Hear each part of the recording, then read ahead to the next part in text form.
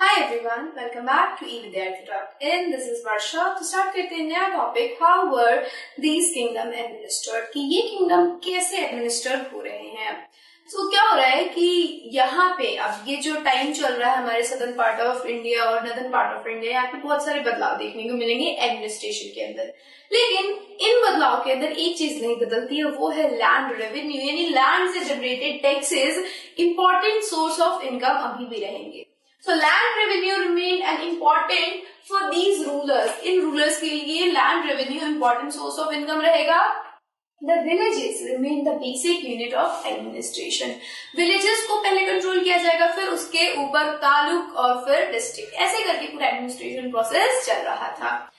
Kings adopted a number of steps to win support of men who were powerful either economically or socially or because of their political or military strength. अब जो Kings थे वो क्या चाहते थे?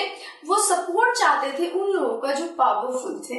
अब वो पावरफुल किस टर्म में है? तो पावरफुल वो इकोनॉमिकली हो सकते हैं, ज्यादा धनी इंसान है, या फिर उसके पास ज्यादा मिलिट्री पावर है, या फिर पॉलिटिकल इन्फ्लुएंस ज्यादा है लोगों पे.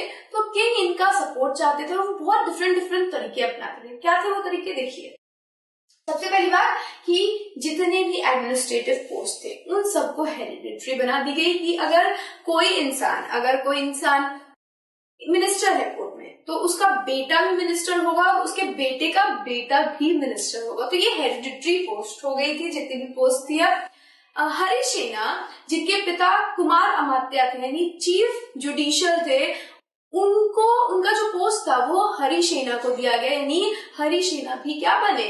कुमार अमात्य बने, एक जज बने. ओके, सो वो कहाँ के थे? वो हमारे समुद्रगुप्ता के पीरियड के थे और वो बहुत इंपॉर्टेंट मिनिस्टर थे. Also sometime one person head many offices. एक ही इंसान बहुत डिफरेंट ऑफिसेस संभालेगा. जैसा कि हमारा हरिसेन है, वो एक इम्पोर्टेंट मिनिस्टर थे हमारे समुद्रगुप्ता के कोर्ट के अंदर, साथ ही साथ वो कुमार अमात्य का काम कर रहे थे, और तो और वो वॉर एंड पीस का भी काम संभाल रहे थे, संधि विग्रह का काम कर रहे थे वो बेचारे. तो ये बेचारे क्या, मतलब एक ही इंसान डिफरेंट पोस्ट को संभालने लग रहा था. क्यों? क्योंकि किंग को क्या चाहिए था कि पावरफुल लोग उसके साथ रहें. ठीक है. इंपॉर्टेंट मैन हैड अ से इन लोकल एडमिनिस्ट्रेशन. सो जो इम्पोर्टेंट लोग हुआ करते थे, जैसे कि चीफ बैंकर है, जैसे कि क्राफ्ट पर्सन का जो चीफ पर्सन है, उसकी बातें ज्यादा मानी जाएगी किसी भी सभा के अंदर. Okay, policies were reasonably effective, but sooner or later some of these powerful men grew stronger enough to set up independent kingdoms. तो क्या हुआ कि इस तरीके के राज्य में क्या होने लग गया? एडमिनिस्ट्रेशन पॉलिसी अच्छी खासी चल रही थी, लेकिन धीरे धीरे राज्य अंदर से खोखले होते गए और जो लोग पावरफुल थे वो स्ट्रांग होते गए. और इसकी वजह से क्या हुआ कि बहुत सारे इंडिपेंडेंट किंगडम्स उभर के आने लगे थे. इसी का एक उदाहरण है आपका राष्ट्रकूटा और चोला डायनेस्टी, जो कि पल्लवा और चालुक्य के बदले आई थी. पल्लवा और चालुक्य जब कमजोर पड़ गए तो राष्ट्रकूटा उभर के आई और चोला डायनेस्टी उभर के आई. So this is all about the administration of in this period. इस पीरियड में जो एडमिनिस्ट्रेशन हो रहा था वो कैसा था, ये सारा यही था.